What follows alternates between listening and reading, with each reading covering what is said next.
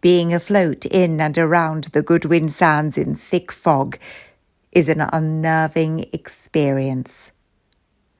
The crews aboard the lightships not only had to keep a constant lookout, but also had to put up with the continuing blasts from their foghorn. During the early months of 1929, sea mists and fog had been a problem throughout the Downs and the Sands. Those aboard the Gull light vessel were almost immune to the unvarying drone of the horn for hours on end. The Gull, or LV-38, had not long been on station after her refit. The wooden ship was comfortable and she rode the sea well in winter gales. However, fog and calm seas brought another danger, that of collision. The lightships were placed in strategic positions around the Goodwins to warn shipping of the immediate danger. With radar not yet invented, most ships would reduce speed and proceed with caution, or even up anchor until the fog lifted. In the early hours of March 18th, 1929, the two men on watch of the Gull light vessel desperately tried to peer through the fog as they heard the deep throb of a ship's engine approaching.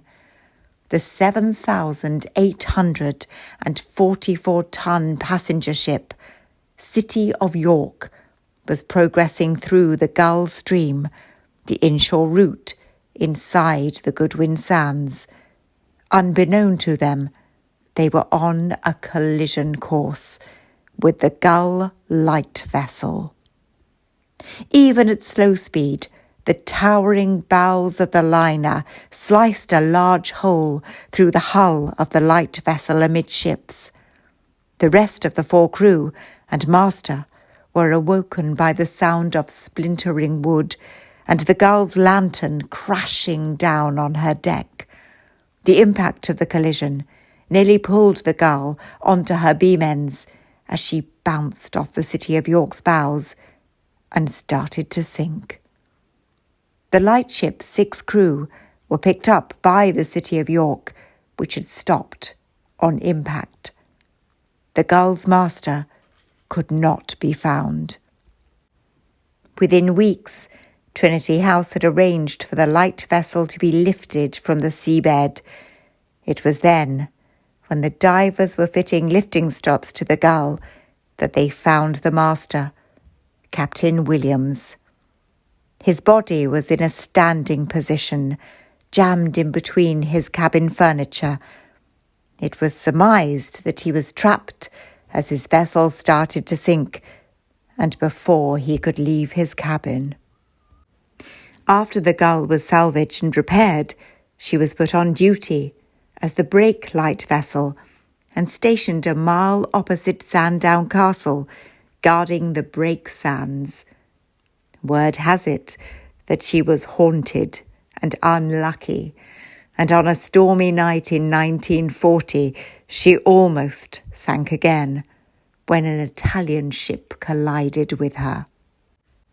Further repairs and a refit by Trinity House made her seaworthy once more, and the LV-38 was moored in the mouth of the Thames as the Mouse light vessel. Following a German air attack in 1941, she was laid up for the remainder of the war. The lightship was then purchased in 1947 by Thurrock Yacht Club to be used as their clubhouse until 1970. Unfortunately, she was left to disintegrate and became vandalized. All that remains of the 152-year-old vessel now is part of her rotting hull on the mud at Grays on the Thames.